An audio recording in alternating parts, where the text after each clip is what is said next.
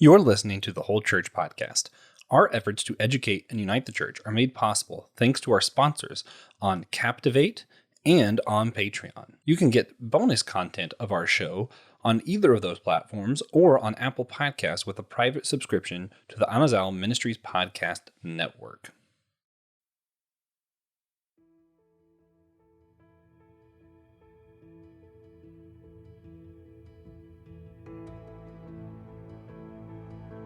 Matthew 18, 15 through 17 in the Christian Standard Bible say, "If your brother sins against you, go tell him his fault, between you and him alone.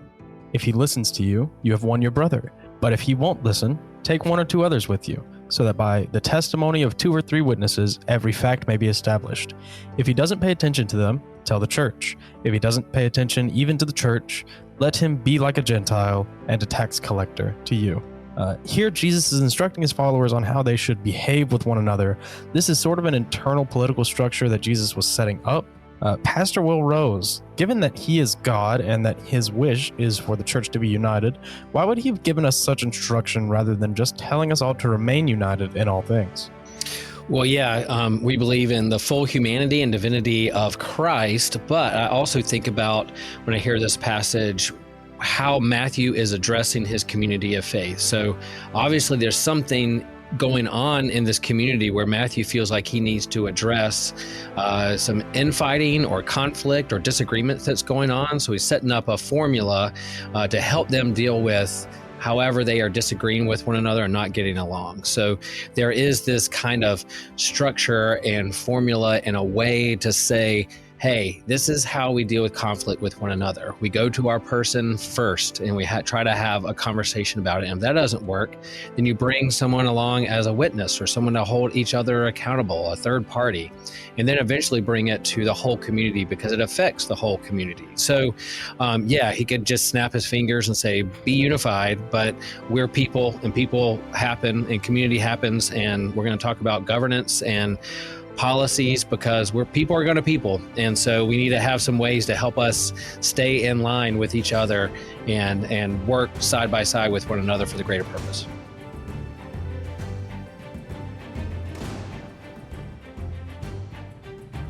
Hey everybody, welcome to the Whole Church Podcast Roundtable Edition. You guys know I love doing these. We usually do them about every 6 weeks. It's been a while since we had one. Today's table isn't as large as some of the other roundtables, but it is very well rounded, in my opinion. Guys, I can't wait to jump into this. This is the Whole Church Podcast. We are joined by your favorite co-host, the one whom Machete got his mustache modeled after, the one and only TJ, Tiberius Juan Blackwell. TJ, how's it going? No, it's going. Thank you. Thank you very much. Yeah. I forgot to include some cosmology in there. You know, the cosmic mustache, TJ, Tiberius Juan Blackwell. Yeah. You know, gotta keep it tied together, I have to have enough mustache for me and Joe. So I've been trying to I'm shore crossing. it up. I had to reference the cosmology to cross in and give a head nod to our other podcast that we do with Pastor Will Rose, who joins us from Holy Trinity Lutheran Church in Chapel Hill, North Carolina. Another member of your roundtable. And of course, we are also joined by the legendary podcaster, the aficionado of all things beard, the one and only Pastor Joe Day. Joe, how's it going, man? Not too shabby. Thanks for having me. Thank you guys for being here. I can't wait to jump into today's topic of polity and procedure and how does the church practically get along? You know, a lot of times we keep our conversations in whole church really almost abstract of, okay, what are our intellectual barriers, or what is it that's like our theology that's different? And when it really comes down to it, a lot of unity is on the grounds. How do we make sense of this and structure our unity in a way that we can actually work together that makes sense? And it comes down to what some people might say is boring stuff. And that's what today's going to be. It's going to be an exciting episode about boring stuff on how to practically do this thing called unity we keep talking about. Yeah. So if that's the kind of thing that interests you and this sort of talk in general, what interests you more, check out the Amazal Ministries Podcast Network. Link is below for other shows like ours or affiliated with ours that aren't like ours at all, if that floats your boat. You can also chat with us on our Discord. Is also in the notes. It's probably the easiest way to get in touch with us, unless you have our phone number. which you can ask for on Discord. So it's a I'll say if you just get on Discord, unless you seem completely crazy, we'll probably let you text us. I might give you a Google number though. You'll see. We'll see. Just depends. And with that, of course, before we do anything else, we have to exercise a great spiritual gift of silliness. My favorite form of procedure of unity when we talk about a silly question like we like to do on our show. Of course, TJ and I will answer first. Give you time to think about it, guys. Today's question is, if a Canadian goose were to become an Avenger, which Avenger do you think it would be? Actually, TJ, I'm going to make you go last because we're going to do no repeat answers. Everybody has to give an answer, no repeat answer. And my answer is the Hulk, because Canadian geese are just angry. I mean, it's just a thing. They're more powerful than you think they are. They will attack you. So my answer is the Hulk. Joe, what are we going with? What Avenger would a Canadian goose be? You absolutely would take mine and then be like, go next. Yeah. I loved how he said no repeats and then immediately said his so he could claim it super fast. Yeah. You see what he did there? Well, I just don't want you guys to have anything too easy. He wrote his answer in the outline. I know. I was prepared. I'm going to go with Captain America because it would be ironic because it's a Canadian goose. I do love that answer, actually. That's fantastic. Captain also, Canada. Canadian geese, I'm pretty sure, are from Japan. They're not even from Canada. That's the best Well, part. there you go. I love them. Will, what's your Canadian goose Avenger? I'm actually going to go something, this may go against the rules, but I'm going to say that my goose is the actual Quinjet that the Avengers ride in because it can fly. Mm-hmm. Is that cheating? Try again. Yeah, that's cheating. Try again. No, it's the Quinjet. It is a transformer. That's good Quinjet. enough. It's a new transformer that transfers from a goose into a Quinjet and then is a member of the Avengers. I'll take that only because Transformers did exist in one of the Marvel universes at one point because they had their own Spider-Man. Yeah. TJ. Mockingbird. West Coast Avengers. Funny. I wanted someone to say Hawkeye because we don't need them. Anyway. I've never seen a goose shoot a bow, or I would have. Yeah, that's fair. That's fair. I keep sharing that I think Joshua should create a book of these silly questions and just have, and then don't people. Tell them a secret. This is spoilers. That's a 2024 announcement. I know, 2024 announcement. That way, you could do breaking the ice exercises with your communities and youth groups. No pastors are taking notes and getting my book for free. Yeah, I'm gonna charge y'all a lot for this. That's right. We used to have the thing is, if I did have a book, I probably would just give it to people. We used to have a book with all of them. That's true. I did actually write them all down in a notebook. I need to find that because I need all of them. Anyway, for today's purposes, getting into all the stuff we're going to get into, when we say the church, we mean the collective of everyone who follows Jesus and has accepted salvation. When we say the church, when we say churches, plural, we're probably referring to individual groups of believers that meet together in specific locations and regular basis, like your local congregations. We might clarify throughout the episode, Big C Church or Little C Church. Big C Church is referring to that larger collective of all Christians. Little C is when we talk about these individual congregations. It's probably going to come up a lot and be important today when we're talking about polity, because what we do at a local level and what we do at a more broad level probably going to look pretty different. So that's just some distinctions to make sense of. We might talk about denominational church, that kind of stuff. So we'll be making some of those distinctions, and just remember the big C, little C thing. If you're listening, that'll probably help you follow the conversation, I hope. And a lot of people who'd listen to something like this have already heard all that.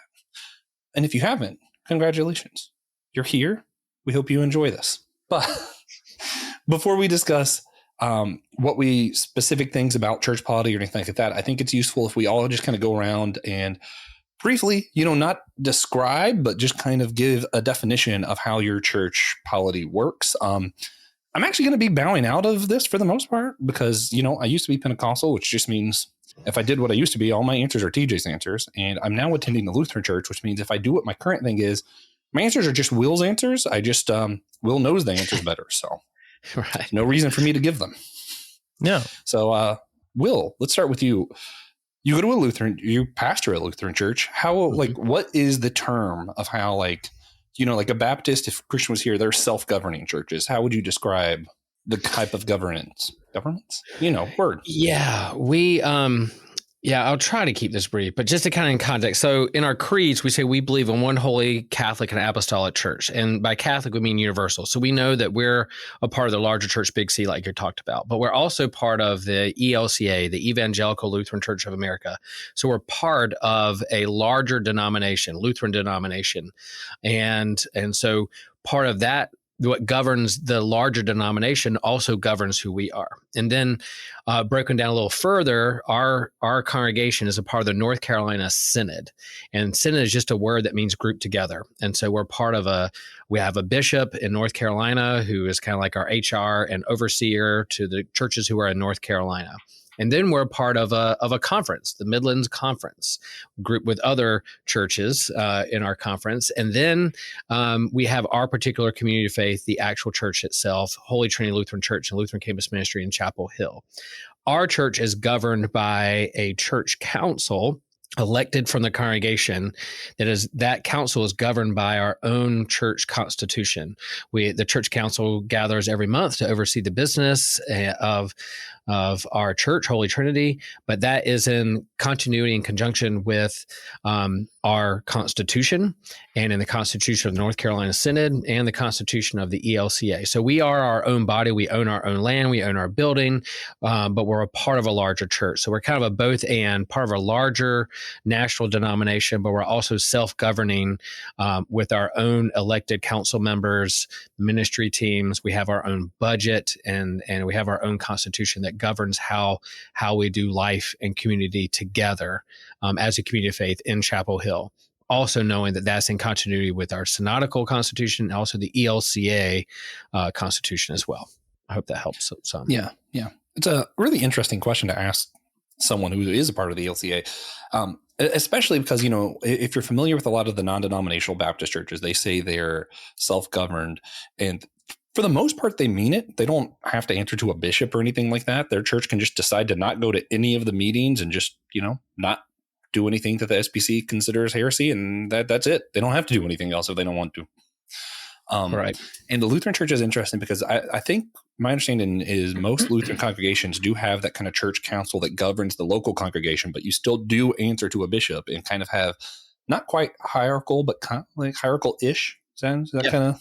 Yeah, and that bishop is also elected by the synod. So we send representatives from our church to the annual meeting to vote on the synodical budget, to vote on who's going to represent ministry teams and institutions within our synod and the ELCA, but also that bishop is elected by the North Carolina Synod. So they are elected by the people, but they're also their calling is to be in charge and oversee the governance of what the synod and the congregations that as a part of the synod. So yeah, we have a national bishop too, housed in Chicago, a part of the ELCA, and she was elected by the ELCA at the ELCA assembly, and that assembly happens every 3 years. So that's something that happens.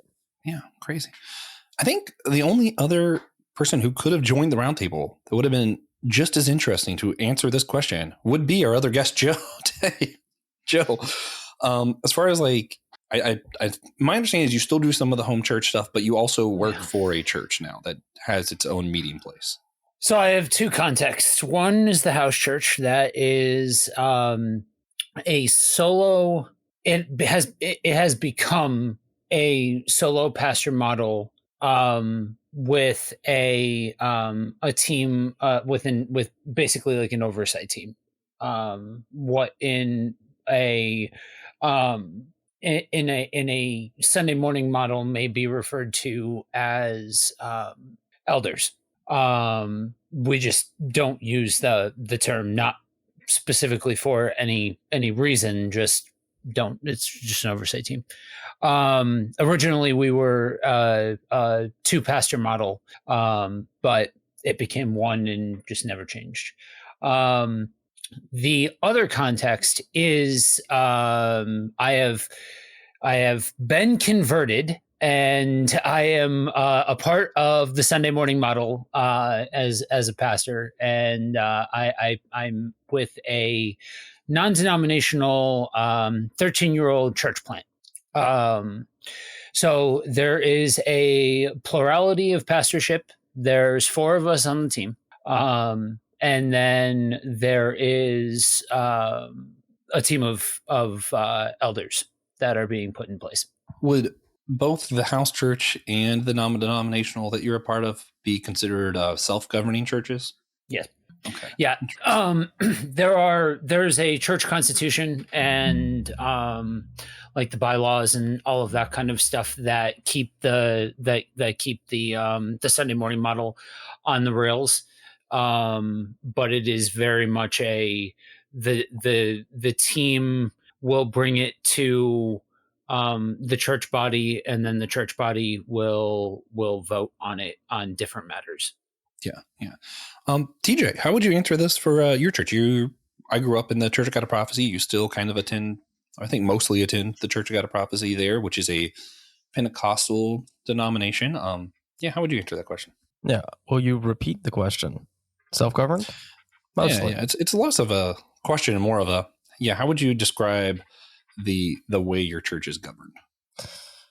So I, not being part of a pastoral team, not 100% sure. It could be different. There could be like a shadow Pentecostal church government that I'm not aware of. But funny. It could be there. The churches in our denomination are all more or less free to do as they please, as long as they adhere to our doctrine. They take guidelines from our state teams, like our state pastoral director, state overseer, stuff like that. They're just given the guidelines. They're like, hey, hit on this. Keep your church safe. Don't start summoning demons. We're good. Yeah, I think the biggest difference with your church and like your usual SBC church, this is funny because I do actually know a decent amount of it because I was going to try to be a pastor in the denomination and then ended up leaving the denomination. It's a whole thing. But they have state overseers. I was going to say instead of bishops, they do still have bishops, just different. But most people think of bishops as being over areas and having some kind of authority. Bishops in the Church of God of Prophecy don't really have any extra authority. A bishop in the Church of God of Prophecy is a pastor who they really liked, so they gave him a cooler title, basically. That's pretty much true. Yeah. It's just the one that actually has more authority is the state overseer, who also has to be ordained. But and the state overseer could at any minute just fire a pastor, move a pastor to another church, that kind of thing. But it doesn't really get involved with how the churches do stuff outside of that. I think that would probably be the biggest difference, though, is that a pastor can just be moved. Yeah. It's kind of like being a school teacher. Yeah. School teacher, principals, assistant principals. Yeah, as bishops too. And a big part of our bishops do, or the bishop within the synod helps with the call process to help churches find and guide the churches in the call process of calling a new pastor to be their pastor. So I do have freedom. Our particular denomination, the LCA, the bishop wouldn't move me without, consulting the church or me or that kind of thing. It's like, hey, he may say, oh, there's a church down the coast that does surf lessons and you'd be perfect there. Do you want to be a part of it? And I was like, ooh, I'm intrigued. Let's have more conversation. Not just like, hey, I think you need to go to Hickory, North Carolina, right, next month. And be like, ooh. So there's a little bit more conversation and a process of me talking to family and congregation, whether I feel called in this place or not. So there's a larger conversation I had, but they help with that process of moving and leading churches to find pastoral staff. Yeah. I think that's pretty similar to Church of God of Prophecy. It's very rare. The overseer wouldn't just move somebody unless they had to. Yeah. It's so interesting to me to hear from my brothers and sisters in the pastorate from different denominations that are that have the oversight of the denominational process. That means that they could get moved or there could be a reshuffling of the deck and all of that kind of stuff, because whether it is in the house church scene or in the Sunday morning scene, I mainly hang out with church planters. I am a church planter at heart. And all of that. And at this point, I wouldn't I have been convinced of the virtues of the multiplicity of pastors, like that multiple pastor model. Just accountability, team dynamic, accentuate strengths, the whole nine yards. But that idea of moving a pastor without the, like, in the kind of way, like in the case of the church that I'm at, it is very much we believe that this is a good fit. Now the church votes on it, sort of thing. And so to me, not doing it that way seems so odd. Like, there's different structures, it all works, it's fine. Like, that's how that denomination, I'm not taking jabs at different denominations or anything like that. It's just having a governing body that's above the layer of the actual church, to me, seems like such a foreign concept to what would make a church, small c, operate most effectively. Yeah. I don't know if that made a lick of sense. Yeah, I think that might be something that Martin Luther would have agreed with you about a little bit. But ironically, no, what's funny is, so I think what Joe's describing is a lot like how the Baptist churches do too, where they'll kind of vote within themselves to bring a pastor up. And a lot of it's like within their local, even though they are all a part of the SBC, it's confusing. What's interesting though is usually when we're talking about like churches where people just get moved, that's usually more like high liturgical, like the Catholic Church, obviously, just boom, here's the priest, he's going there, we're going to move him around, we're going to make this guy step back, we're going to make him we're going to force him to take a sabbatical. That happens sometimes. Orthodox Church. What's funny to me is like the Methodist Church even has that structure, and you would think that Lutherans would too, because Lutheran is a pretty high liturgical group, but yeah, not so much, it turns out, according to Pastor Will. So that's kind of cool. Yeah, I think, part of Luther's theology was this priesthood of all believers, right? It was this hierarchy that the pastor is more spiritual and more Christian than the laity sitting in the pew. We're all baptized children of God who have gifts, and some we're just called to certain roles within. So the accountant who uses their gifts within my congregation is just as spiritual or close to God as, say, I am, who preaches on Sunday. So that is there. I think when it goes back to Wesley, a little bit of history there, I'm not Methodist, but from what I know of it is that Wesley was big on moving the preacher around so the local church doesn't get too attached to the personality of the actual pastor who's preaching. So that they are able to do their work, and then the work of the pastor and preacher is to come in and preach the gospel and equip them. And so that itinerant preacher moving around, the goal of that is so they don't get too attached to one particular person, that they can have a little bit more diversity in who they are and see themselves as apart from the person who is actually the person up front every Sunday. And this notion of people, I think community, even in hierarchy, I have a hard time saying that word, hierarchical institutions of bishops and those with authority and that kind of thing. We give authority to a certain person who's called to a certain thing. But I think also this understanding, the churches have always had this understanding of that is the people and the voting. Like even the canon of scripture that we have was voted on. Yeah, it was voted by bishops, but there's a group that comes together to make the choices and vote to see, what we consider canon or the true story of gospel and Jesus. So there's always more than just one person. Even when the Pope sits on the seat of authority, is very rare, and it's not without in conversation with what's going on in the entire church and the cardinals that are around them. So this idea of people coming together and setting people apart for specific purposes has been a long tradition of the church. Yeah. All right. It's interesting to me because, and so I was approached by an AOG church to see if I was interested in throwing my hat in for consideration to interview to be a pastor there, because they were moving the pastor out of that church and into a different church in the Midwest. And I don't, because in my context, every single role that I've been in pastorally is so intrinsically tied to the group, like to the flock that I'm caring for. How do you that would be my question, right? Like how do you assess that, like move from one group to another, but like in that kind of way? Like I don't know. I would probably think of it differently if I was part of a denomination and all of that kind of stuff. But I think that's part of why it's so important to have strong bylaws and to get into all of the nitty gritty of the boring stuff, the constitutions, the bylaws, all of that kind of stuff,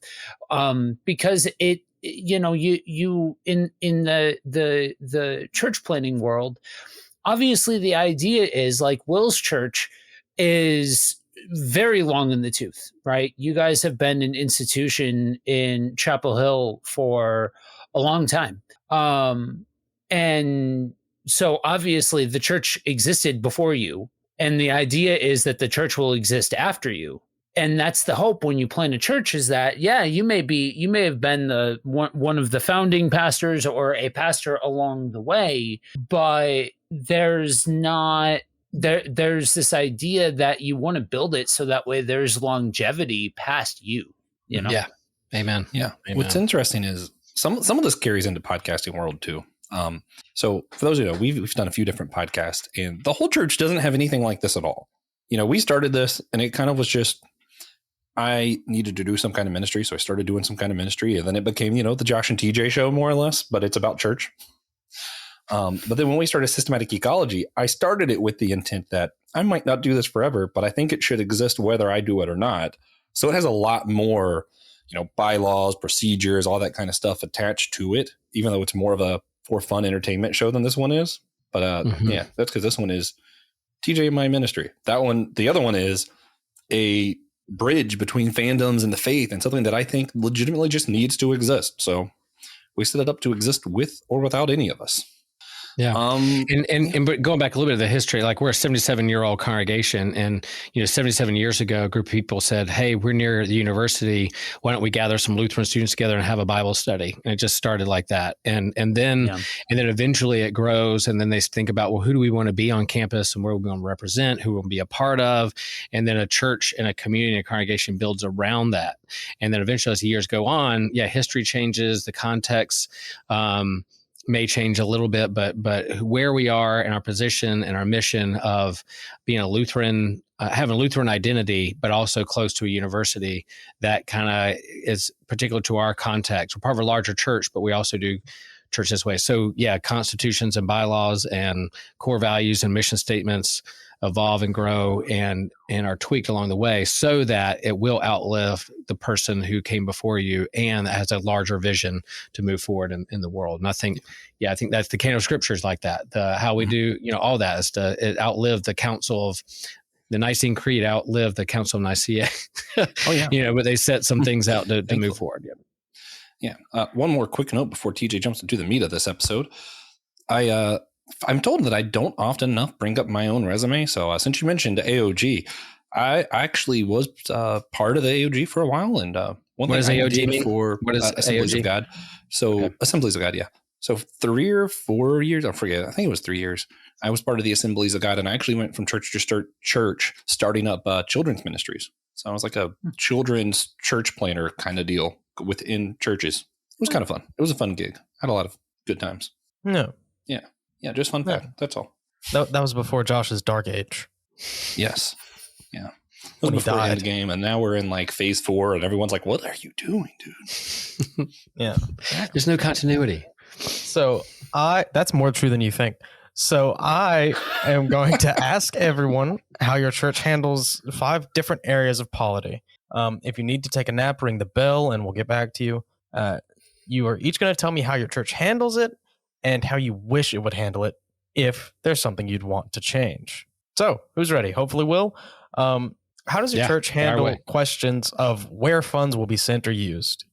Our church council is the ultimate decider of that. But of course, that they listen to ministry teams and committees within the church, and they lobby, I guess is a bad word to use, but like lobby where we think certain ministry teams should have the money and then where it should be sent to.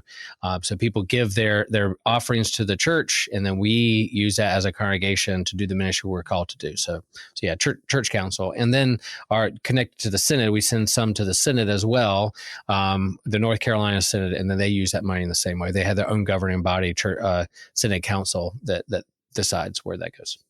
And if I could do it differently, I don't know how else to do it differently other than, we have the money that we have, we don't have the money we don't have. And then, the church comes together and decides how they want to spend it in different committees and church council and congregational meetings. We just had our annual congregational meeting this past Sunday, and we passed a budget for 2024, and a lot of work led up to present that to the congregation.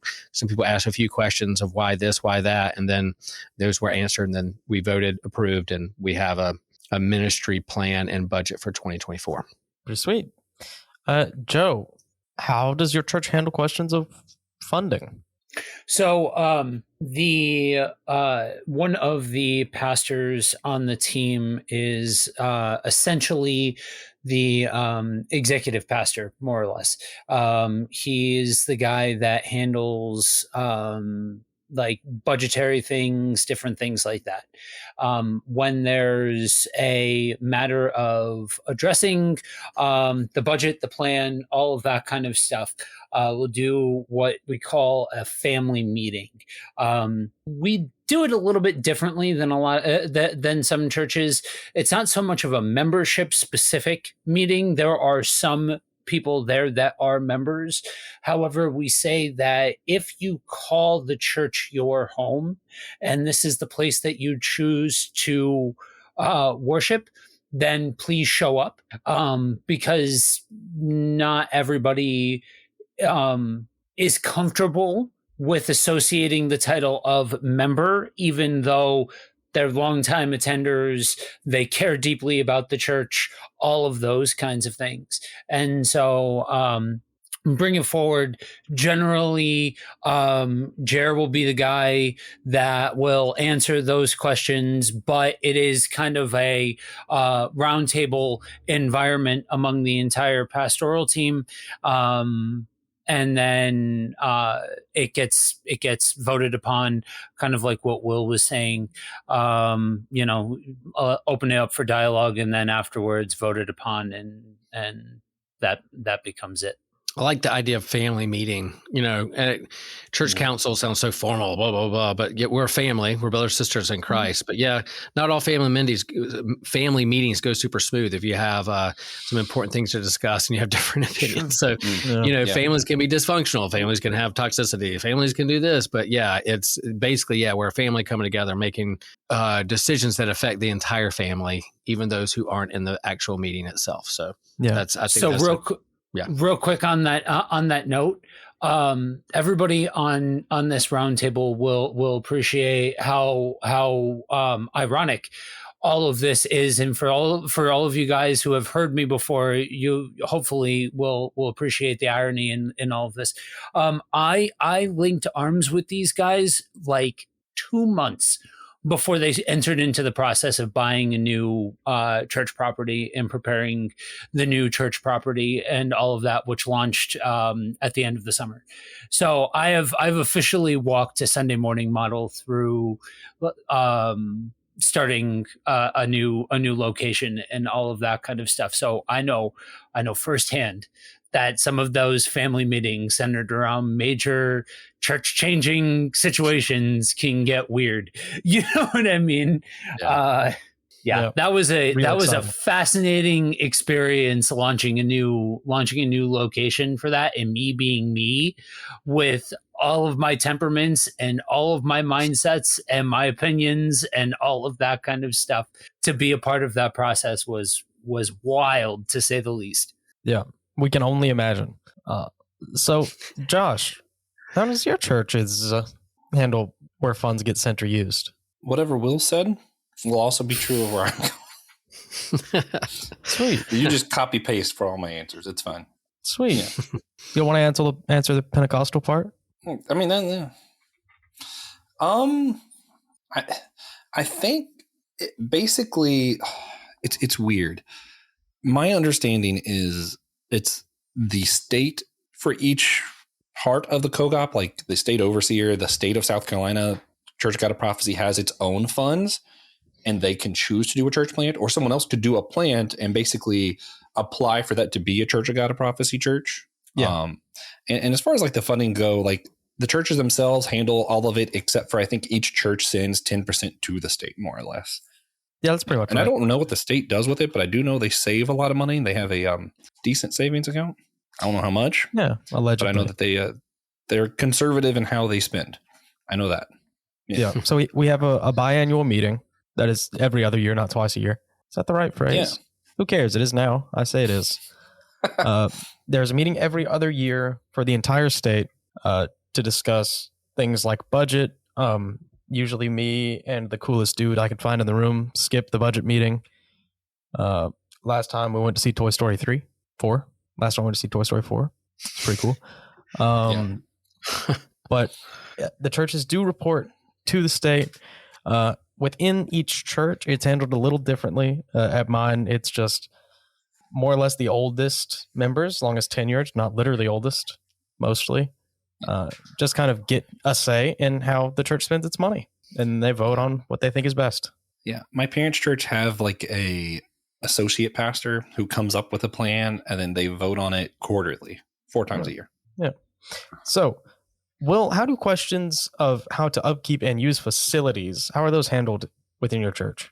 Yeah, we have a facility use policy that guides our church council in making decisions whether we allow an outside group to use our building and how to use our building within the church. And so basically the policy kind of helps us govern and think through if a non-for-profit or for-profit organization wants to use our building, is it in line with our core values and mission as a congregation? And if we feel like it is, then we say, yep, cool. We vote as church council, yep, they can use it. Like, for instance, we have a women's chorus that uses our building on Monday nights, and they're like a 70-person strong choir, and they do community service and they practice here and they go out and do concerts, and we're like, yep, you can use it. We've had other people come want to use our building for like a cooking class, for-profit cooking class. And even though we have the facilities for it, we're like,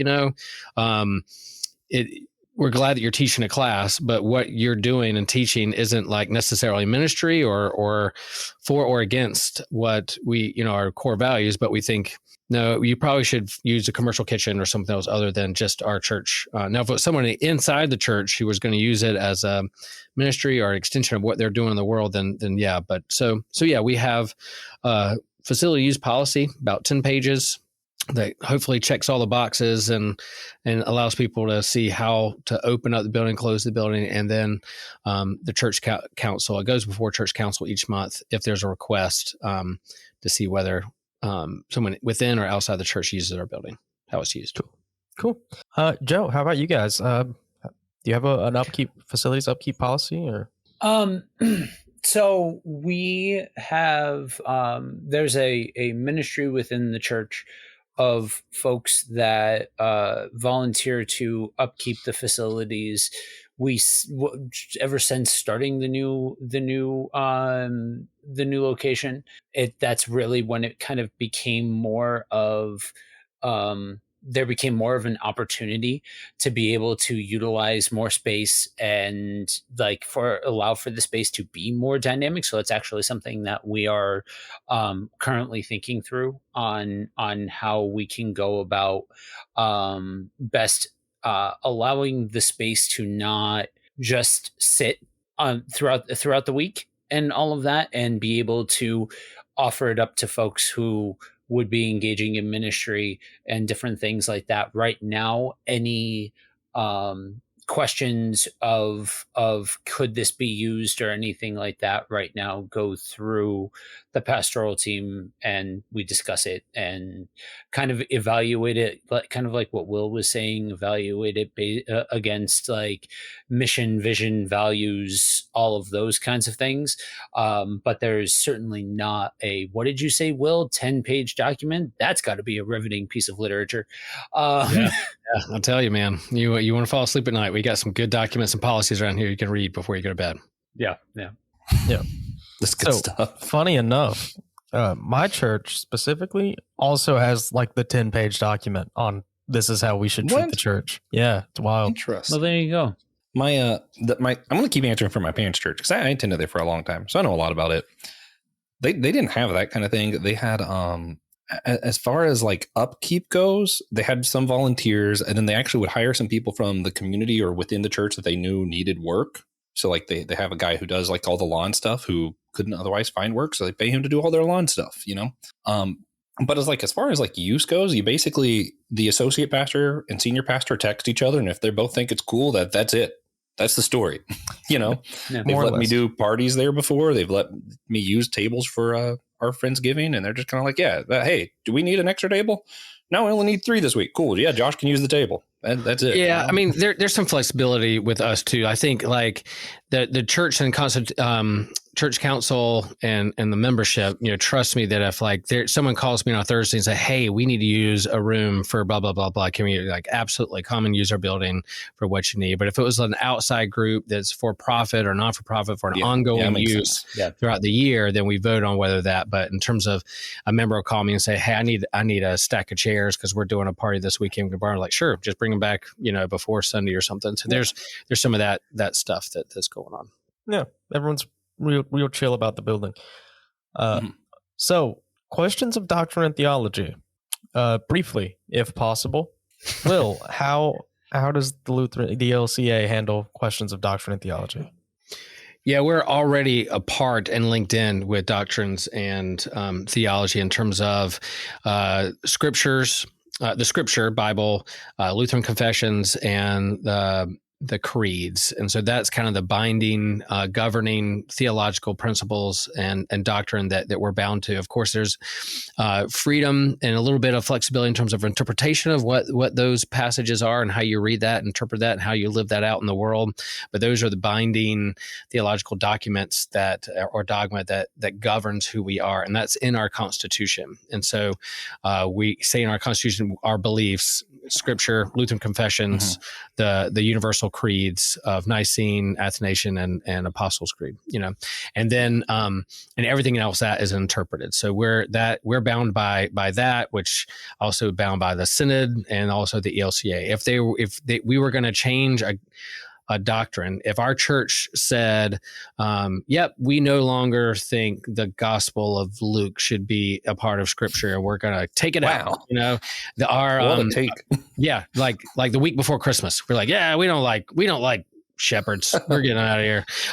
Then I probably what would happen is our bishop would say, like, oh wait, I got word of this, and the Synod Council would get involved in discipline or whatever, and they would ask, then why are you still Lutheran? Then why are you still connected with this? Shouldn't you be something else and join somebody else or be independent? And then you go through that process of dismembership of being a part of a denomination. But so there's governance for us as a local church, Synod, ELCA, pan-Lutheran across the world. But yeah, if we wanted to change something, it would go through the steps, and then eventually to ask them why you're Lutheran, why are you still part of it? How specific is any of that? Like, is there anything that's like you have to interpret Psalm 26 literally? Like, you know, like do they have like this is how you should interpret this, or is it a little less specific than that? It's less specific than that. But now there's social issues and things like, you know, ordination of men and women, or same-sex marriage, those kinds of things that have gone down the line over the last 20 years that have, you know, open for interpretation, debate within the church, that, you know, the bylaws of visions and expectations of how pastors and churches are to do and lead the sacraments and the rites of the church, that in terms of social issues, sexuality, gender, those things have been the hot buttons over the last 20 years, where there have been breaks within the denomination to say, nope, we don't believe what the ELCA is saying about this in terms of its social statement, so we're going to form our own denomination or go independent. And so those are the things that have been breakaways or discipline on over the last 20 years or so or more. So yeah, there's a process within that. And then of course, you know, if a Lutheran church in the Synod was like, we interpret this passage to be this, and, you know, you kind of peer review. You're under peer review of other Lutheran congregations within your synod and within the whole ELCA, whether you're an outsider, whether you're insider, whether that's mainstream or not, or you're either being cutting edge or edgy, just to be cutting edge and edgy. But yeah, Joe, you had a question around that? I don't know if I necessarily had a question. I was more just mulling through what you had said, and I think that's interesting. What the denomination would choose to be, I guess, hardlined, for lack of a better phrase, on, as far as being on a united front. I mean, it's not like shocking, like I'm not stunned or anything like that, but just I think it's interesting when you consider what all is available to like be closed-handed on. That to me seems like interesting lines to draw. Yeah, I mean the big to talk about a short answer on doctrine and theology, but in terms of who we understand Jesus to be, who we understand God to be as Father, Son, Holy Spirit, the Trinity, the creeds.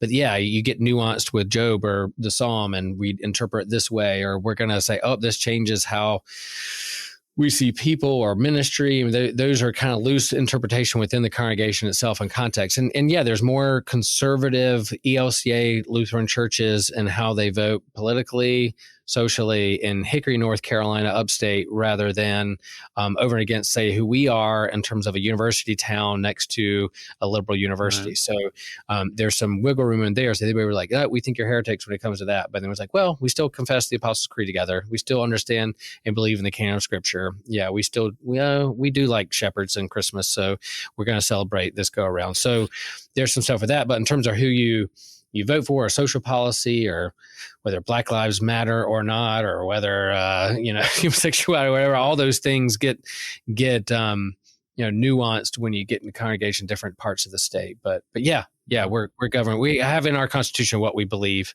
and if we wanted to change that, then I think there would be discipline within the Synod and the ELCA that'd be like, then why are you still Lutheran or part of a denomination? But if it's nothing that, and I'm honestly curious, because for so long I just threw stones and didn't ask questions. So now that I've grown up a little bit, I'm just fascinated. Sure. So if it's not anything that would directly conflict with, like, I'll call them Lutheran values, not necessarily like Christian values, but Lutheran specific values. Would you still have to go up the pecking order, so to speak, to make those alterations and changes? If there was something within the bylaws, I can't necessarily point to a specific example of what this would look like, but I'm saying, like, if it's not anything that would necessarily ruffle the feathers of the powers that be, is that still something that you've got to run up the flagpole, or is that handled locally? It's handled locally in the congregation. If I gave a stewardship sermon and, I have a certain hot take on how we should give or not give in the church, the bishop's not like looking over my shoulder or anything. But if I started preaching like prosperity gospel, that if you give to this congregation, then God's going to bless us, and God's going to smite you, or a non-grace filled understanding of how to do stewardship in the congregation, and it got wind and went viral on YouTube, then my bishop might say, hey, Will, let's have a conversation. What's going on over there? But in terms of minor things of how we do ministry, there's some freedom there and flexibility to be able to express the gospel in our present day context under what we believe in terms of the Bible, who God is, the creeds, that kind of thing. Yeah. Anytime they bring up light beer, a little red light goes off in the Archbishop's office. Yeah, and then there's a wide tap. There's a lot of taps, and even though there's some that might as well just be water, we say, like, to each their own. Yeah, that's glad to hear. Josh, do you feel like doing the Pentecostal doctrine and theology? I feel like they are actually pretty strict about that. They're just not very tech savvy. So they don't know how to check if you're listening, if you're teaching what they want you to teach, but they are pretty specific. I actually have a 5-book set of that includes exactly how I'm supposed to interpret the Bible, what version of the Bible they like the most, or disfavor, which they don't tell you have to use a certain version, but they're like, yeah, we really disfavor this version. That's a intense. history of their church, a history of the capital C church. I'm trying to think what the fifth one was. But yeah, they got like a whole book set that you have to take tests on before you can be ordained, and you have to be ordained through your local church. Then you have to meet like a local council of pastors from various different local churches who kind of come together and interview / interrogate / quiz you to see whether or not they think you're up to muster, more or less. Yeah. It's so funny to me, the misconceptions that circle around this thing, because you would think when you hear Lutheran and you hear high church and all of those kinds of things, like strike that, reverse it. Like that Josh's answer should absolutely be Will's answer. That like there's all of these strict guidelines and all of that kind of stuff. That's so fascinating. You wouldn't think, because of all of the things that you hear about Pentecostals and all of that kind of stuff, like, oh, they don't care. They're not that strict. Yeah. It's we do care. It's questionable. We like to yell and dance during church. Yeah. So.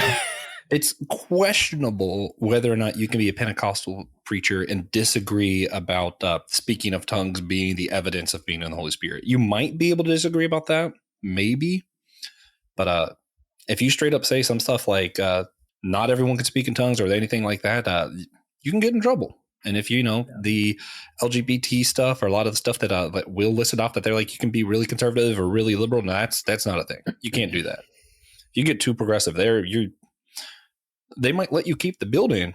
They're not going to let you stay co-god. Yep. Yeah.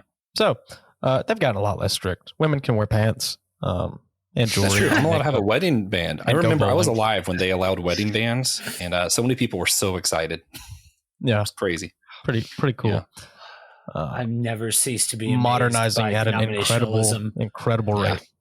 So how do y'all's churches handle questions of groups, businesses, other churches that you can work with? And I feel like it's just voting, right? Yeah, I would say it's similar to like our buildings use, like who we're working with or partnering with.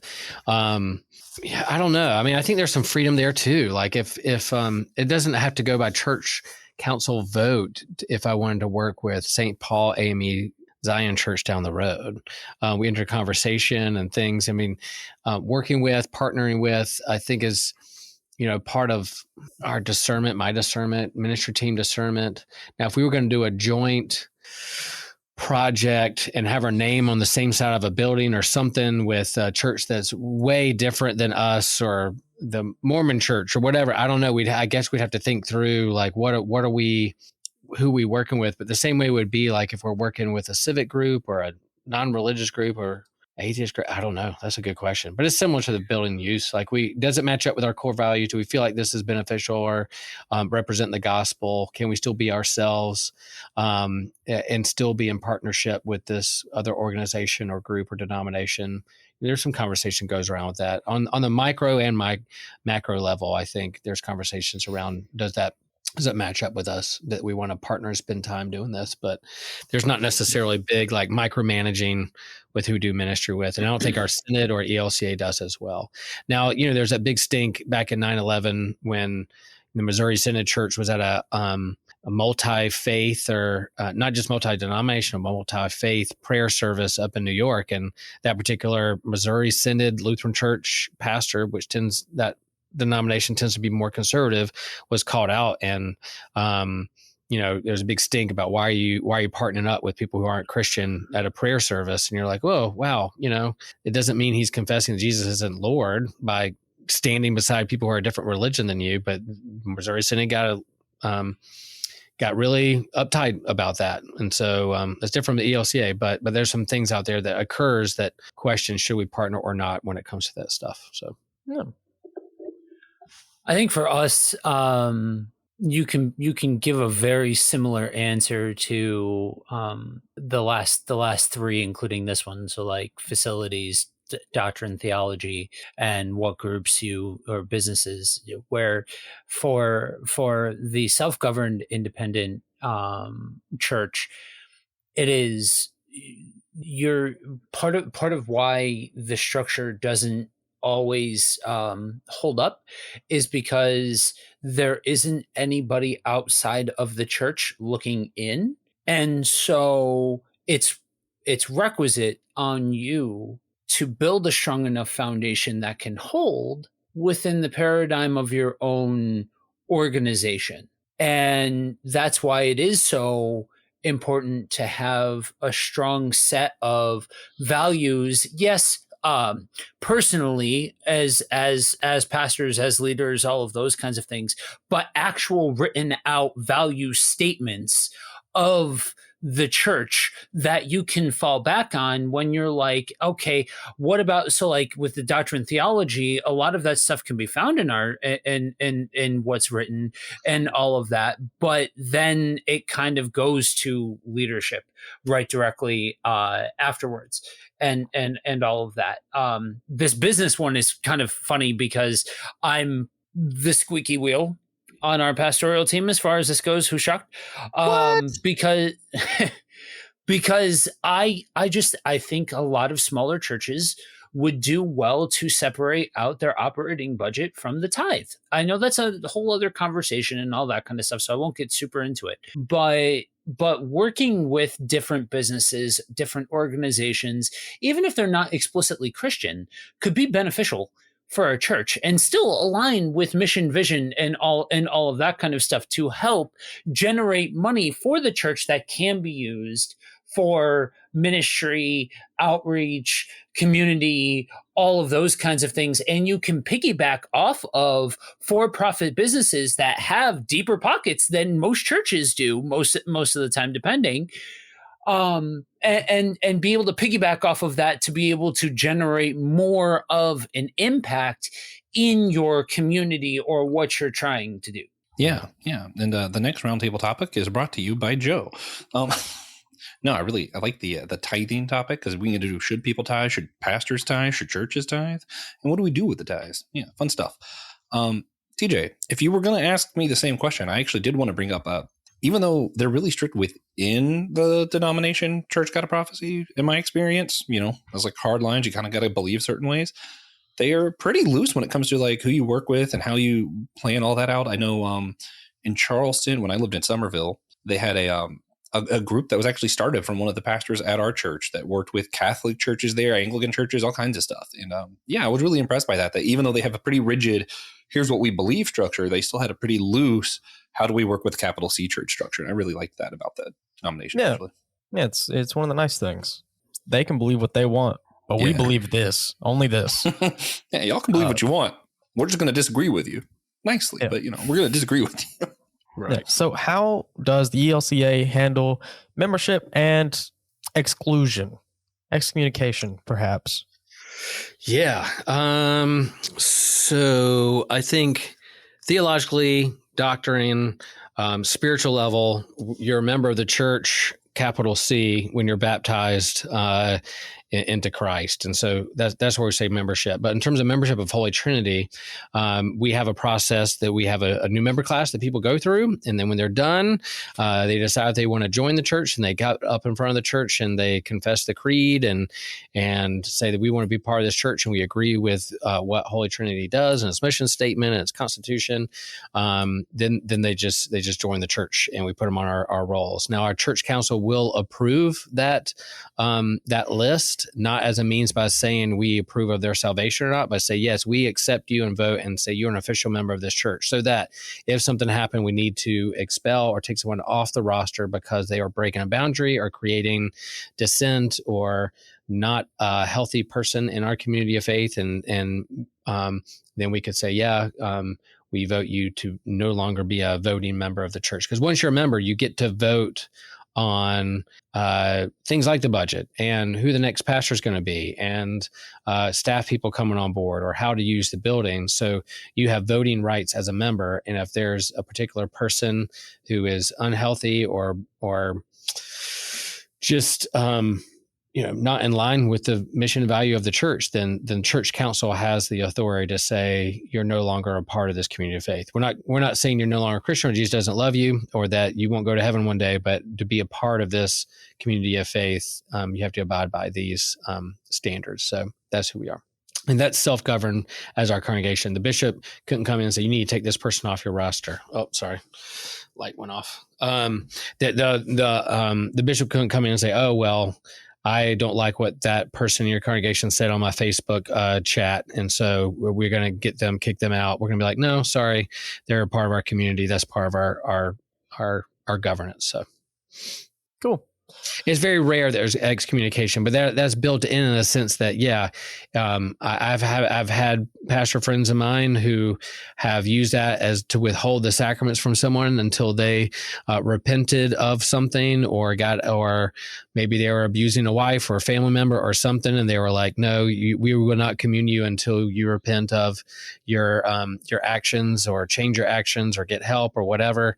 That to me is a very big gray area. I don't know if I could do that in terms of withholding the sacrament from people. And that's what basically excommunication is. You're withholding membership in the sacraments from people, or at least the long tradition of the Catholic Orthodox Church, from what I understand. I could be wrong, but so there have been pastor friends of mine who've exercised that authority. Church council have as a means to repentance. Whether that's a good tool or not is up for debate. So, if there was someone in our congregation who was really being disruptive and would not abiding by the boundaries that we set forth on healthy relationships, then we'd have to take it. Like what we read at the beginning of this passage, Matthew, go to that person first, then bring someone else to talk to, and then you take it to the council as a whole in the congregation. Yeah. I feel as though it should be said that this is probably different than someone actively harassing members of the church or something like that, in which case it might not be excommunication, but you might still get like a civil lawsuit or something, or a restraining order against somebody. Like that's different than what we're talking about. I think that's a different topic, right? Okay. Oh yeah, for sure. So unfortunately, there is a little bit of rawness to this particular topic for me and for the church that I'm at. As far as the membership side, I kind of addressed that before when we had talked about the family meeting and voting and all of that kind of stuff. There is a membership process. There's just a short document. You fill it out. You and then you meet with the pastors and all of that. It's not there is not a huge, like a highly organized structure to the membership side, because the thesis statement for us is that family dynamic, that community dynamic, and all of that kind of stuff. And so that's why there is this idea of if you call the Grove your home church, then you engage with this process and all of that kind of stuff. It also for us is part of, it's kind of built into the area that we're from. This is an area that's very highly dominated by Roman Catholicism and buffet churches that are just kind of churn and burn members and all of that kind of stuff. And so a lot of folks in this area have a history of church hurt that's very, very prevalent in this area. And so if we were to put hardline membership requirements, labels, so on and so forth, like you may find as standard practice in some churches, that would be a stumbling block for some folks and all of that kind of stuff. Membership does not afford you anything special at the Grove subsequently because of that. You don't get anything like that. As far as excommunication or anything like that, it is 110% rooted in Matthew.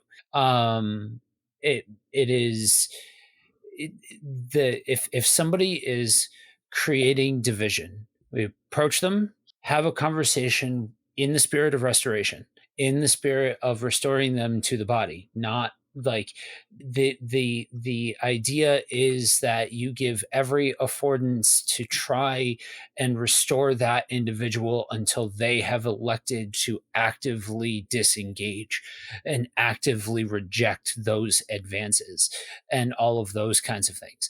And then if the person will not take steps to make the situation right and be able to take the steps to engage in healthy behavior for themselves and for the body, then the unfortunate decision has to be made to say, look, this might not be the right spot for you to worship in. Mm-hmm. Yeah, and I'll say there's a gradient. Like Joe and I are alluding to, it's not something that's taken lightly. It's something we grieve. It's something we take it important. It's for the overall well-being of the community and the person. It's not like, oh, we're lording and judging you and kicking you out because we don't like the clothes you wear. It's like, man, there's some deep stuff that's going on here. And I will also share that our church practices an open table and participation within the life of the community of faith. So anybody who shows up on a Sunday does not have to be a member to have communion, doesn't have to be a member to participate in Bible study or the Christmas play that we're having on Sunday, all those things. The only thing that afford membership that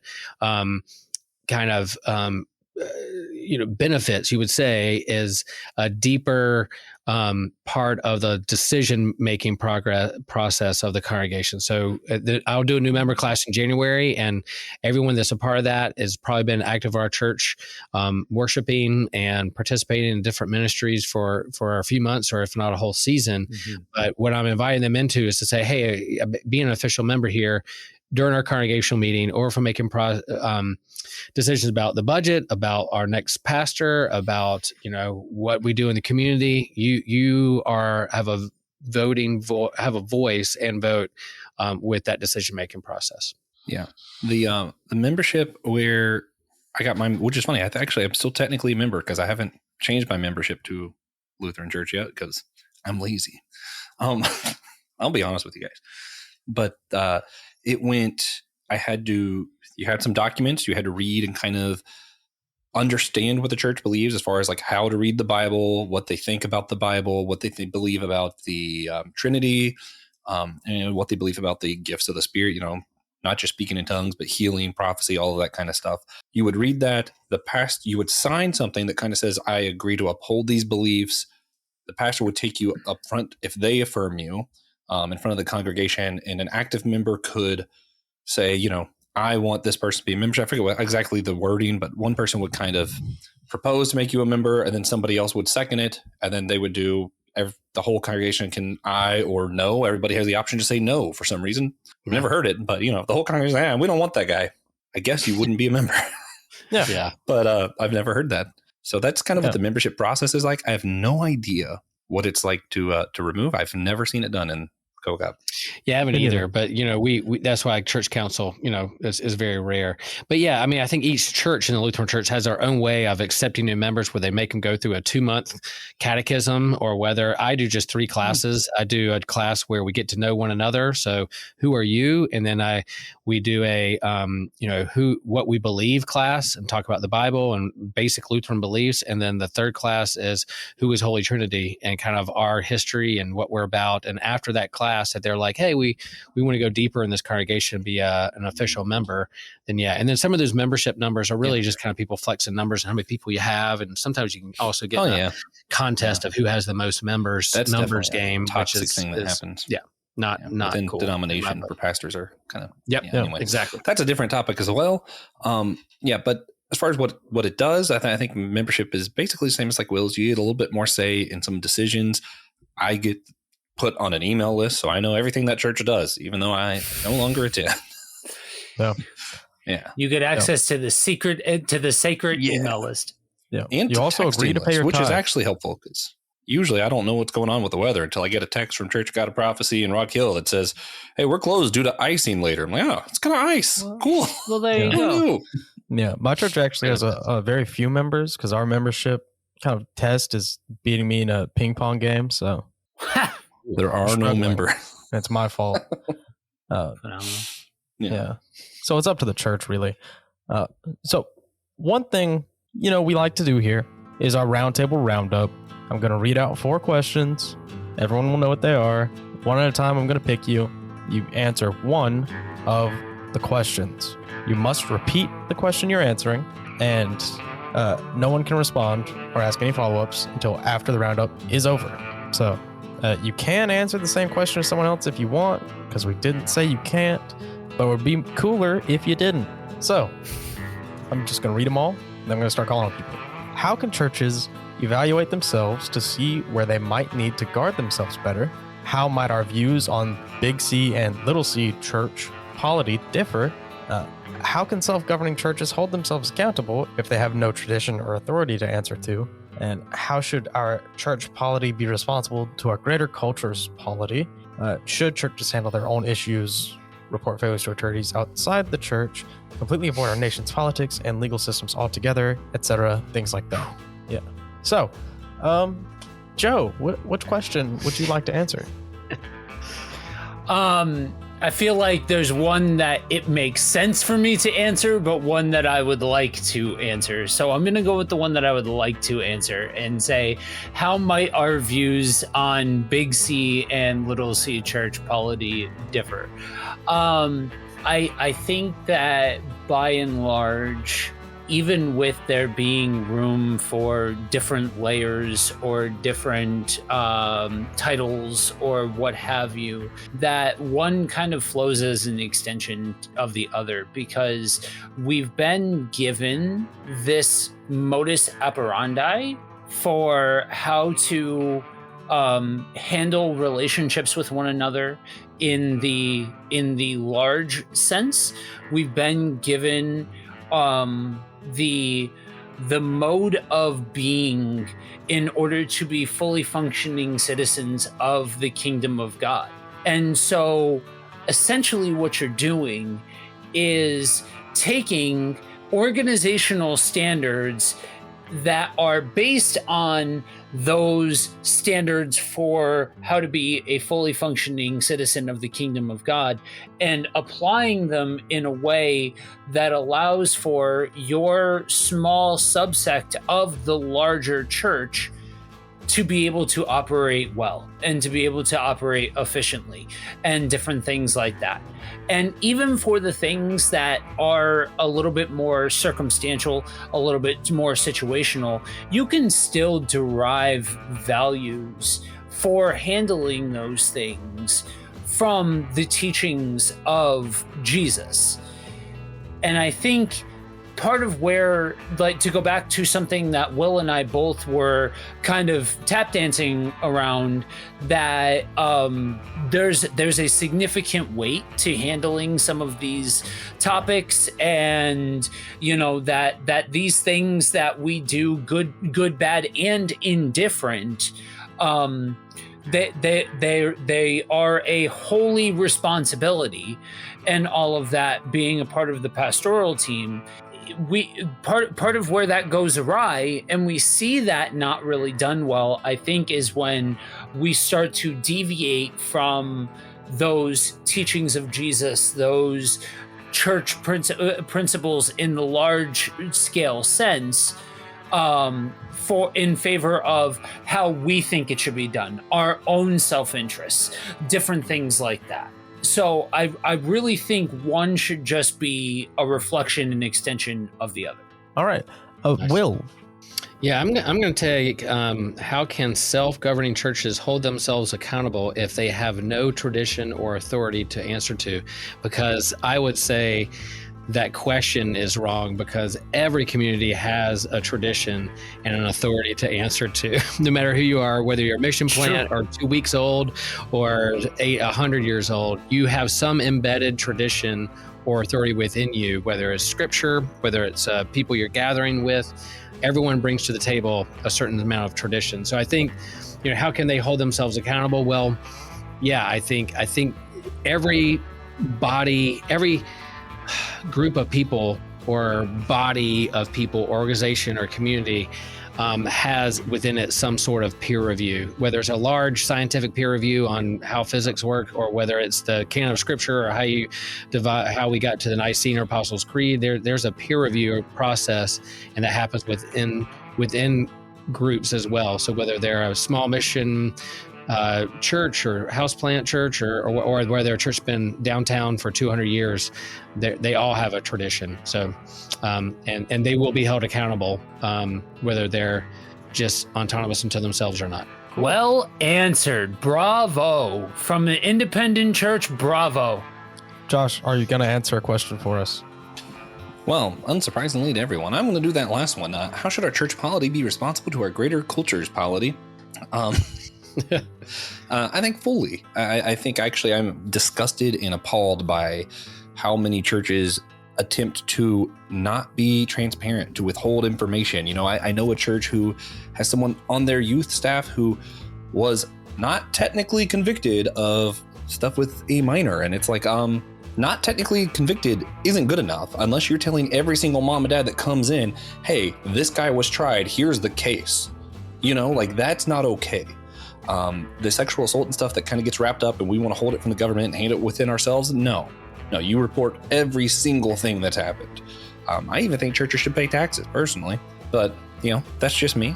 I think our mission isn't to be outside of the culture, lording over it because we're holier than thou and that we're better than you so we can handle these things better. I think our mission is to be light within the culture, figure out how to work with the government and do the best that we can. Actually, my favorite thing my parents have ever done, I think, they did a mission at a detention center down in Tallahassee that they helped do a ministry there. And the first thing that they were told is, don't do this if you're not going to stick with it. They actually talked to the people who run the detention center because so many ministries come, they help for a little bit and they leave. And these kids need someone who's going to stick around. They don't need someone who's just going to leave. It's actually more harmful than just doing nothing for them at all. And I think it was really important that they took the time to talk to the state, to talk to the people who are actually doing these things and understand the concept better. Because from my perspective, if I didn't know any of that, I probably would think, yeah, it's great. I'm going to go spend time with someone who doesn't get to spend time with a lot of people. And I might not have thought of the psychological damage. And that's why I think it's important to work with the state, work with the culture, work with these companies that are doing these things who maybe understand it a little bit better than you so that when you do help, you're actually helping. And also not allowing abuse and stuff to go hidden under the rug, because I promise you, legally, you cannot punish it anywhere near as much as it should be punished. Let the courts do it. Yeah. Boom. All right. So does anyone have anything to add or that they would like to What about you? Hey, it's in the question. All the questions might not get answered. Yeah, but aren't you going to answer one? Fine. So how can churches evaluate themselves to see where they might need to guard themselves better? I think, unfortunately, this is usually kind of something that has to happen in hindsight because it's very difficult to be aware of a weakness until it has been exposed. One of the ways you can attempt it, though, is by kind of sitting down maybe once a quarter, once a year. You can sit down and review your church's polity in its entirety, which is exhausting, but sometimes necessary to make sure you're not gonna get played. So I won't looking at the time. I won't go into it. But I would just say, TJ, I would challenge you to revisit your statement on you can't really see a weakness until it's already been exposed.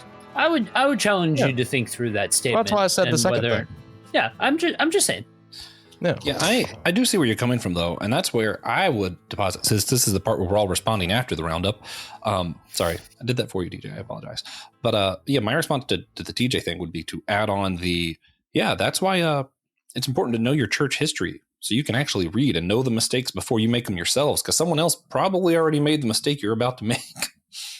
Yeah, and that goes with history in general, the history of the church, history of America, my own history. How do we reevaluate those things? I like the idea of like undercover boss in church, like, have like a plant every now and then, not as nefarious to see, but like there are people who, like Christian, when he came to our conference and he was going to visit our church, I said, hey, I'm not going to like introduce you to folks. I just want you to walk in and see what you see. And are we clear on our announcements? Was my congregation warm and welcome? welcoming? Did you know where to go, what to be on your own?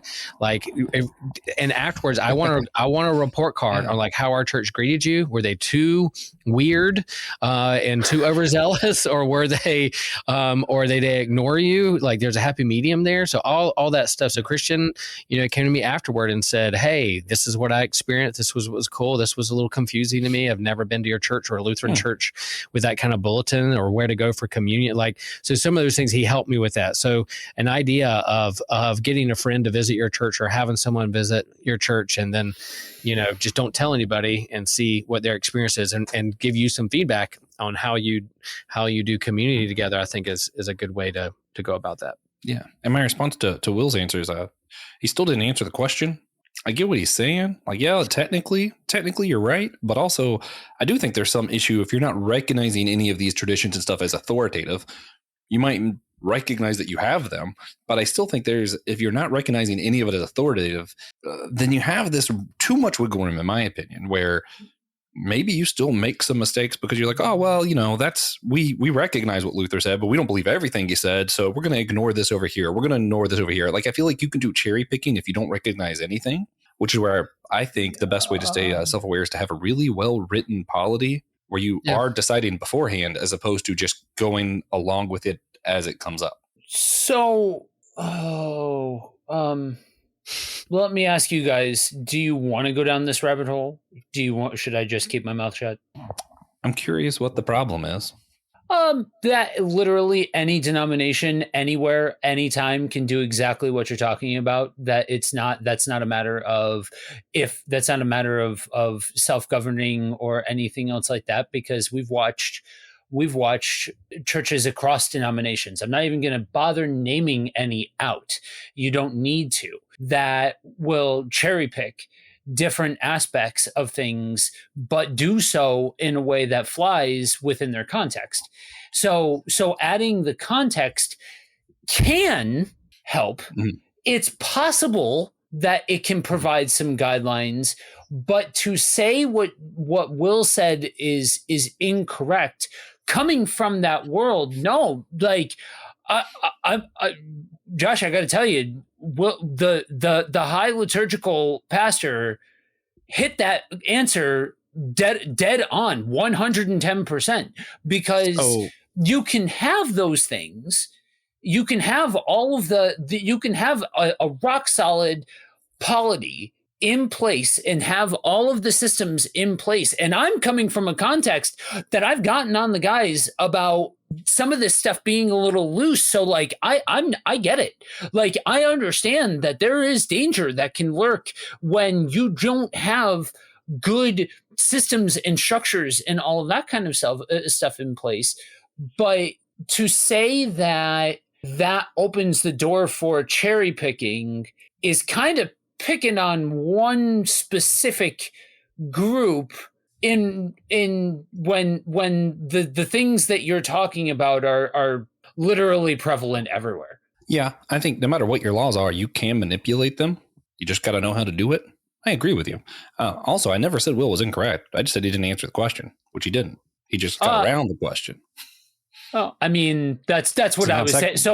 So maybe I misworded what I had said, but as far as whether or not it was right or wrong, you're correct. I didn't necessarily mean whether or not I agree with right or wrong. Also.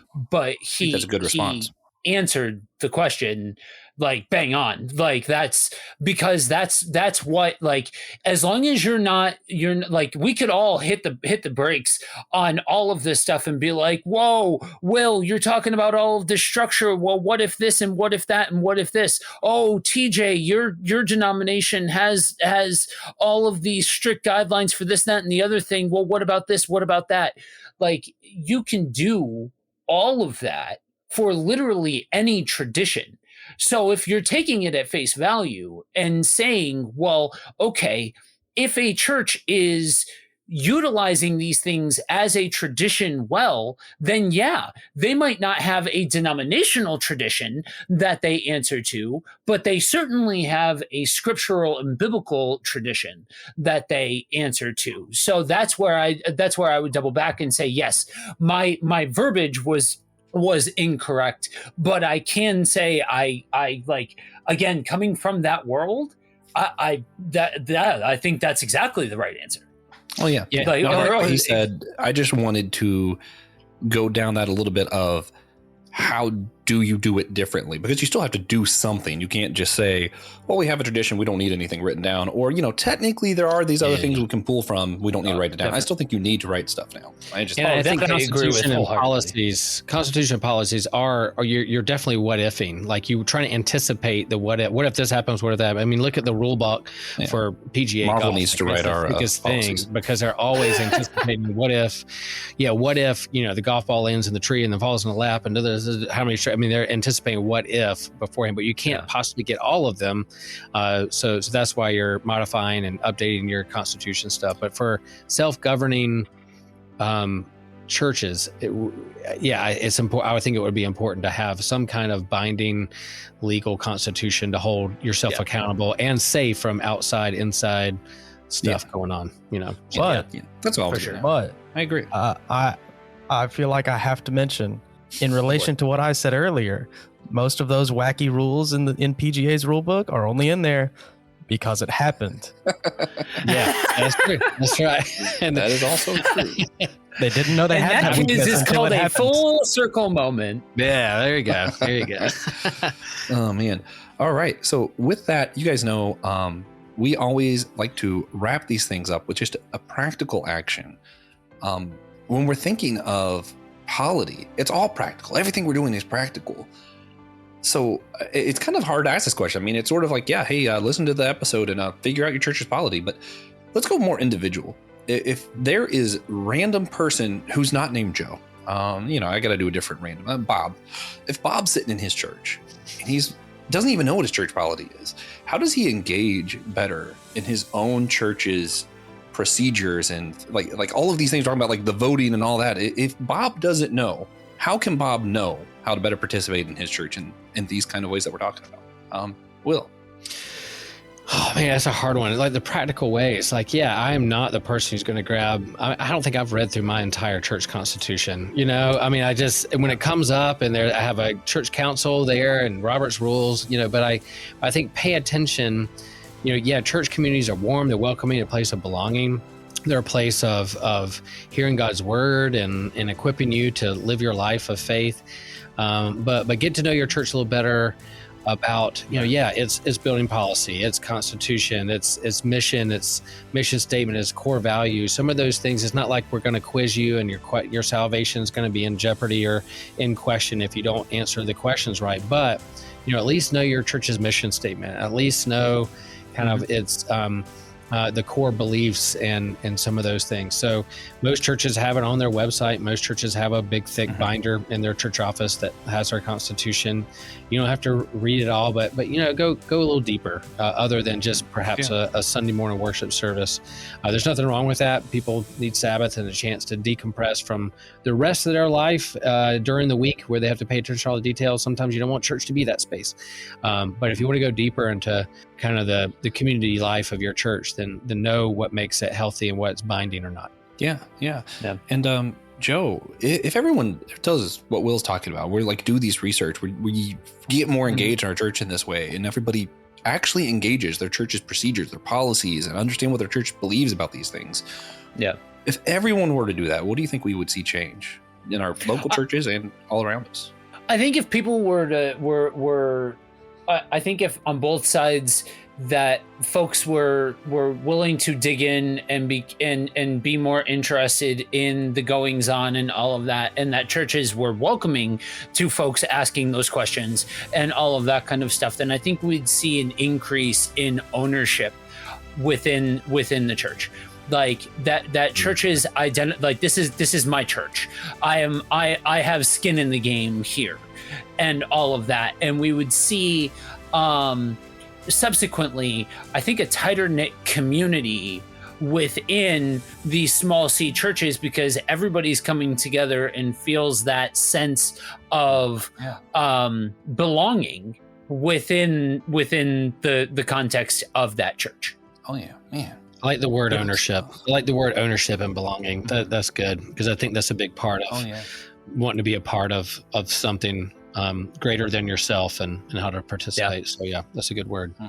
Yeah, that's actually one of those things. In my Christian leadership class when I was at Charleston Southern, they teach you like that's what part of good leadership. In these people who go around and teach leadership all around to different businesses around the U.S., a lot of them have to study some of these "How did Jesus lead" books.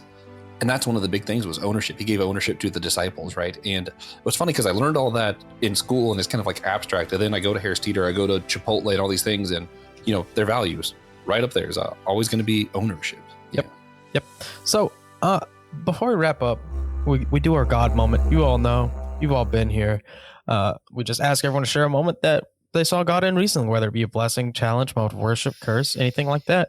And I always make Josh go first to give the rest of us enough time to think about our God moment. So, Josh, do you have a God moment for us this week? I'm one of those crazy ones that if you go to a Pentecostal church, you've heard a million times probably, but I'm going to say it anyway.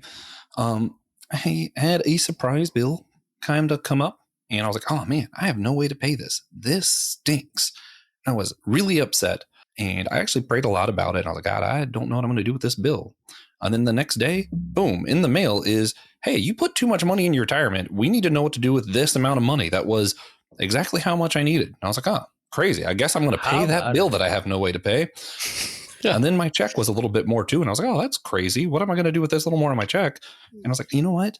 I think it'd be cool if I paid this other bill my wife usually pays. And then I find out because of things with her card, different issues, she has to get a new card. She wasn't actually going to be able to do that. So when I went to surprise her and I was like, oh, this is going to be fun when she calls to do it. I was like, oh, well, she's stressing out about it. Let me tell you, I actually got really blessed. And then I shared that with you. And now you don't have to worry about it, which is, also me because, we share bills. But you guys know what I mean, I think. If you're married, you know what I mean, I think. Yeah. So it was like a double whammy of, wow, God said, hey, what your needs are, I'm going to provide. And I was like, wow, Jehovah Jireh, that's crazy. And here we are. That's cool. Yeah, it was a good one. So for me, this one's easy week. On the 10th, my nephew was born. Yeah. Nice. Whoa. Yeah. Nice. My second nephew. That's pretty cool. Yeah. Yeah. 9 You're pounds. such a good uncle. Like you give uncle vibes. I'm glad you're an uncle. Yeah. Cool uncle. With cool a mustache uncle. like that, you give strong uncle vibes. Yeah. I learned from one of the best, my uncle and his mustache. Nice. Perfect. Yeah. So, Joe, do you have a God moment for us? I do. So myself and really the rest of the team in various ways, we're walking through high volume seasons, both individually and as a team. It's a very heavy season. There was somebody who within the congregation who chose to remain anonymous, left us cards for Christmas, and it was just it was a gift to the pastoral team. That was just a moment of you are seen and all of that, and it was a reminder from within the context that the things that we do and the things that we walk our folks through matter, and all of that. So that was just that was a cool God moment.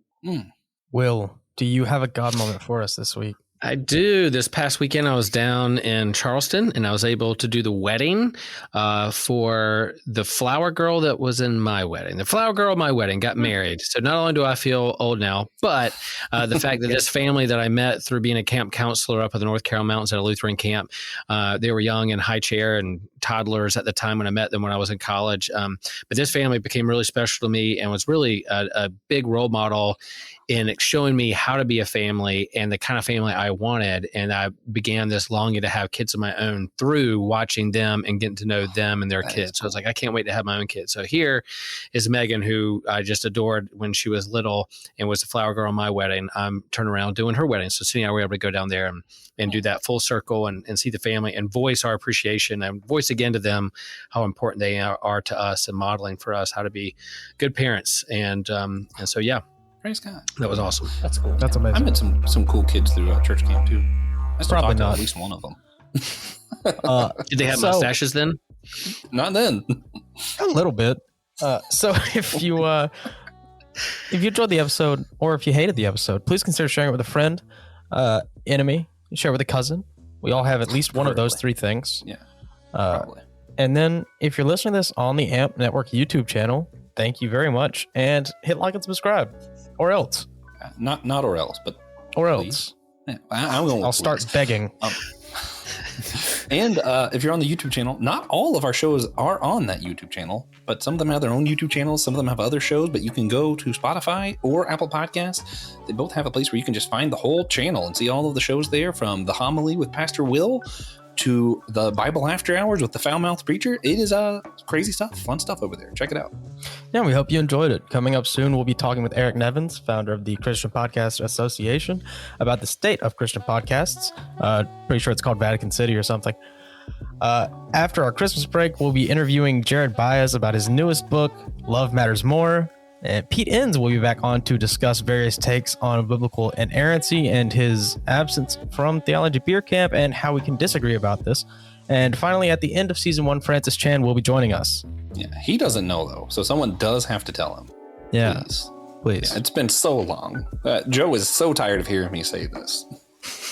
I love that half of I'm not on here for months and half of the gimmicks are still in place. I love it. Yeah, it's been years. 100%. The gimmicks do not change. Come back next week. Hear it again. Francis Chan, eventually.